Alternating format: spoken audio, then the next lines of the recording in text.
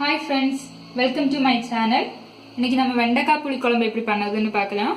அதுக்காக வெண்டைக்காயை இந்த மாதிரி துண்டு துண்டா கட் பண்ணி வச்சிருக்கேன்.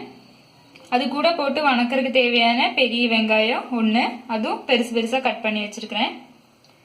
2 டேபிள்ஸ்பூன் அளவுக்கு தனியாத்தூள், 2 டேபிள்ஸ்பூன் அளவுக்கு மிளகாத்தூள், ஒரு 1/4 டீஸ்பூன் அளவுக்கு மஞ்சத்தூள், 2 பெரிய வெங்காயம் மசாலாக்கு, அப்புறம் ஒரு மூடி தேங்காய், புளி,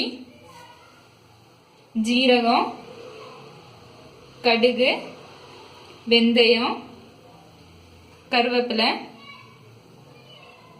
எண்ணெய், தேவையான அளவு உப்பு. இது எப்படி பண்ணுறதுன்னு பார்க்கலாம். பேன் சூடாயிருச்சு.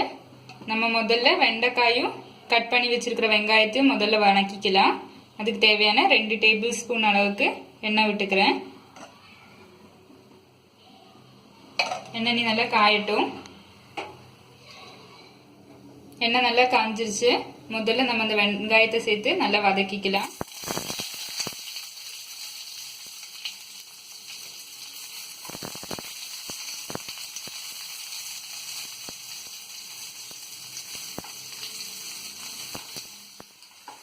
வெங்காயம் வதங்கிருச்சு. நம்ம எடுத்து வச்சிருக்கிற வெண்டைக்காயை அதில் சேர்த்துடலாம். இது கொஞ்ச நேரம் நல்லா வதங்கணும். நமக்கு நல்ல சின்ன வெங்காயம் பெருசு பெருசா கிடைச்சதுன்னா அது போட்டுன்னா இதோட டேஸ்டா இருக்கும்.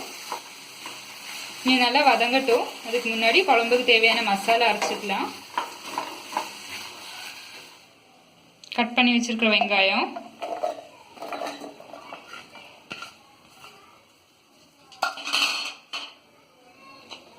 துருவி வச்சிருக்க தேங்காய், ஒரு 1/4 டீஸ்பூன் அளவுக்கு ஜீரகம்,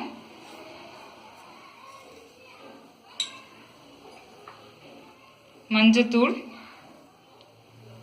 மிளகாத்தூள்,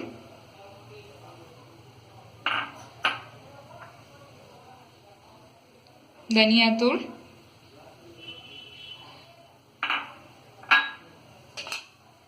அப்புறமா கருவேப்பிலை.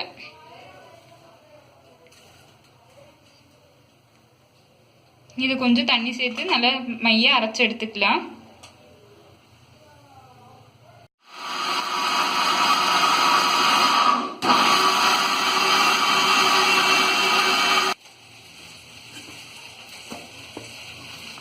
நல்லா மை மாதிரி அரைச்சு எடுத்தாச்சு. நீ நம்ம புளி கரைச்சிக்கலாம்.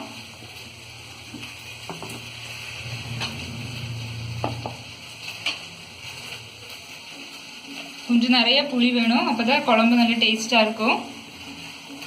நீ நல்லா கரைச்சி எடுத்துக்கலாம். நீ நம்ம குழம்பு தாளிச்சுக்கலாம். அதுக்காக ஒரு 3 டேபிள் ஸ்பூன் அளவுக்கு எண்ணெய் விட்டுக்கலாம்.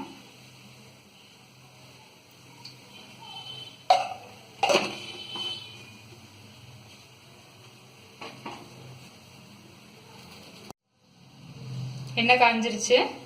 கடுகு போட்டுக்கலாம்.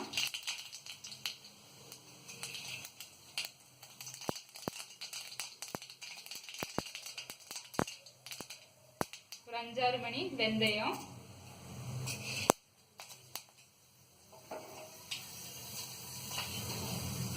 கருவேப்பிலை,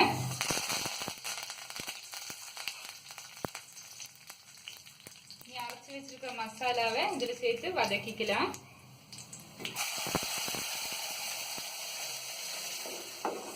ஒரு பச்சை வாசம் மாற வரைக்கும் கொஞ்சம் வதங்கட்டும்.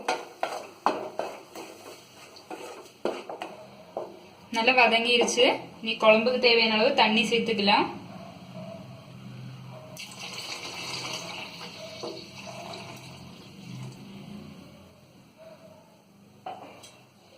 அப்புறமா கரைச்சி வச்சிருக்கிற புளி தண்ணி,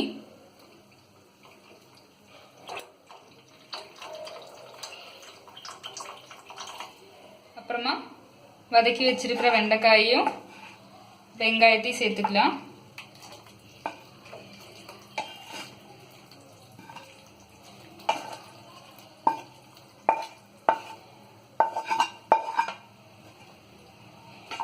நீ குழம்புக்கு தேவையான அளவு உப்பு சேர்த்துக்கலாம். நான் கல் உப்பு சேர்க்குறேன்.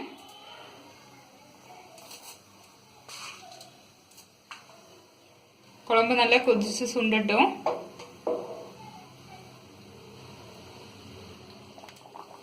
குழம்பு நல்லா கொதிச்சு சுண்டிடுச்சு. ஃப்ளேம் ஆஃப் பண்ணிடலாம். நம்மளோட வெண்டைக்காய் புளிக்குழம்பு எனக்கு ரெடி ஆயிடுச்சு. தேங்க்ஸ்.